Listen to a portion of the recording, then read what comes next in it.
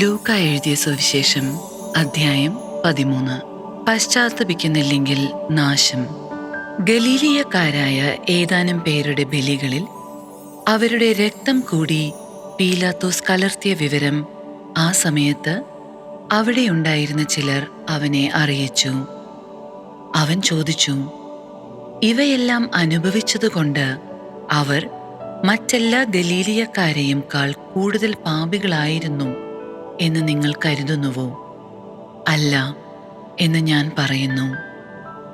പശ്ചാത്തപിക്കുന്നില്ലെങ്കിൽ നിങ്ങളെല്ലാവരും അതുപോലെ നശിക്കും.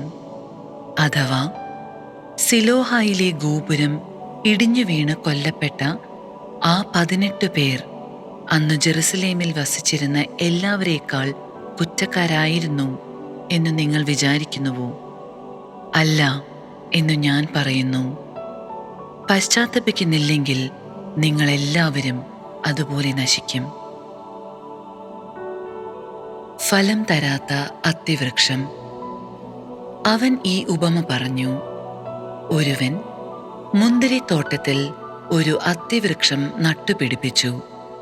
അതിൽ പഴമുണ്ടോ എന്ന് നോക്കാൻ അവൻ വന്നു, എന്നാൽ ഒന്നും കണ്ടില്ല.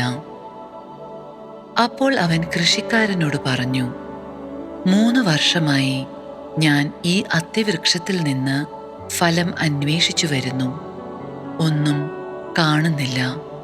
അത് വെട്ടിക്കളയുക, എന്തിന് നിലം പാഴാക്കണം? കൃഷിക്കാരൻ അവനോട് പറഞ്ഞു, യജമാനനെ, ഈ വർഷം കൂടെ അത് നിൽക്കട്ടെ. ഞാൻ അതിൻ്റെ ചുവട് കിളച്ച് വളമിടാം. മേലിൽ അത് ഫലം നൽകിയേക്കാം. ഇല്ലെങ്കിൽ നീ അത് വെട്ടിക്കളഞ്ഞുകൊള്ളുക. കൂനുള്ള സ്ത്രീയെ സുഖപ്പെടുത്തുന്നു. ഒരു സാബത്തിൽ അവൻ ഒരു സിനഗോഗിൽ പഠിപ്പിച്ചുകൊണ്ടിരുന്നു.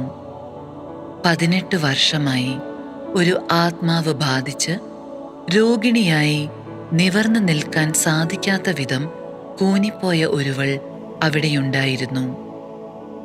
യേശു അവളെ കണ്ടപ്പോൾ അടുത്തു വിളിച്ചു പറഞ്ഞു, സ്ത്രീയെ, നിന്റെ രോഗത്തിൽ നിന്ന് നീ മോചിക്കപ്പെട്ടിരിക്കുന്നു.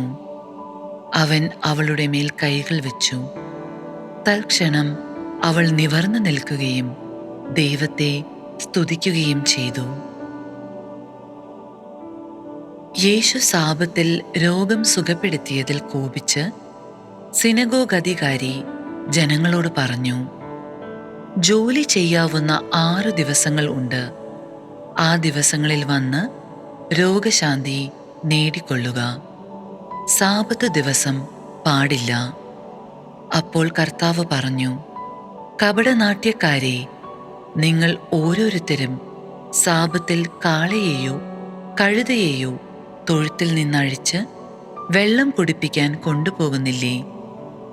18 വർഷം സാത്താൻ ബന്ധിച്ചിട്ടിരുന്നവളായ അബ്രാഹത്തിന്റെ ഈ മകളെ സാബത്ത് ദിവസം അഴിച്ചുവിടേണ്ടതില്ലെന്നോ? ഇതു കേട്ട് അവന്റെ പ്രതിയോഗികളെല്ലാം ലജ്ജിതരായി. എന്നാൽ ജനക്കൂട്ടം മുഴുവൻ അവൻ ചെയ്തിരുന്ന മഹനീയ കൃത്യങ്ങളെക്കുറിച്ച് സന്തോഷിച്ചു. കടുകുമണിയും പുളിമാവും.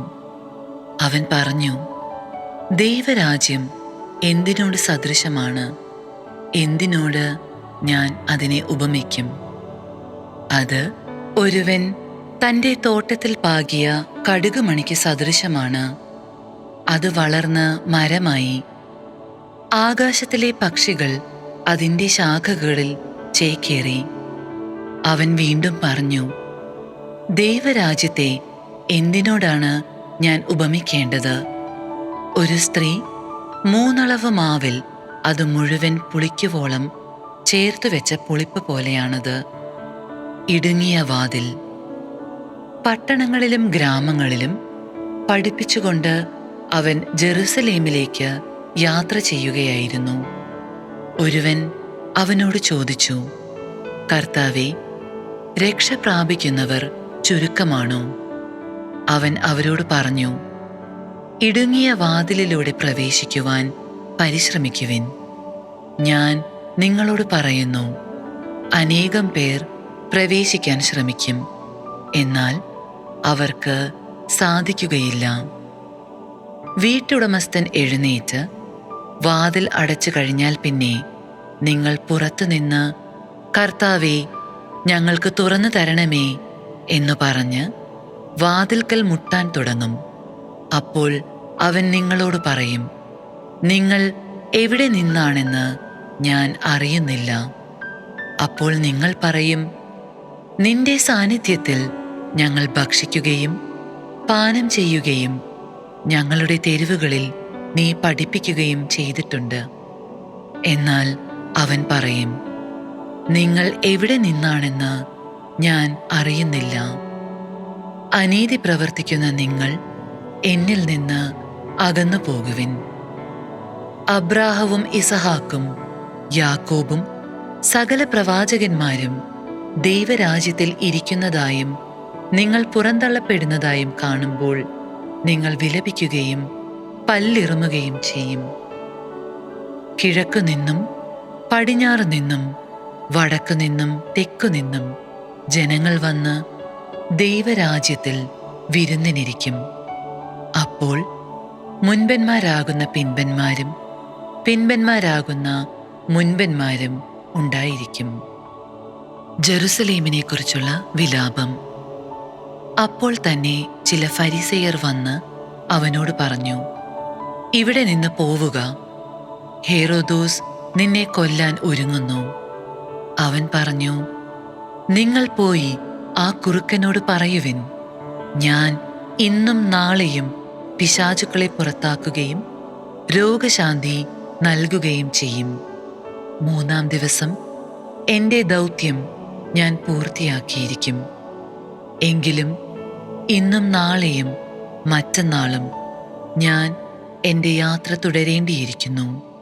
എന്തെന്നാൽ ജെറുസലേമിന് പുറത്തു വെച്ച് ഒരു പ്രവാചകൻ നശിക്കുക സാധ്യമല്ല.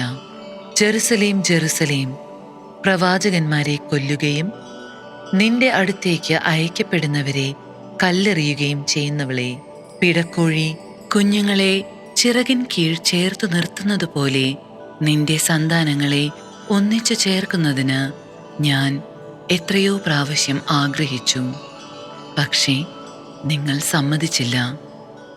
ഇതാ, നിങ്ങളുടെ ഭവനം പരിത്യക്തമായിരിക്കുന്നു.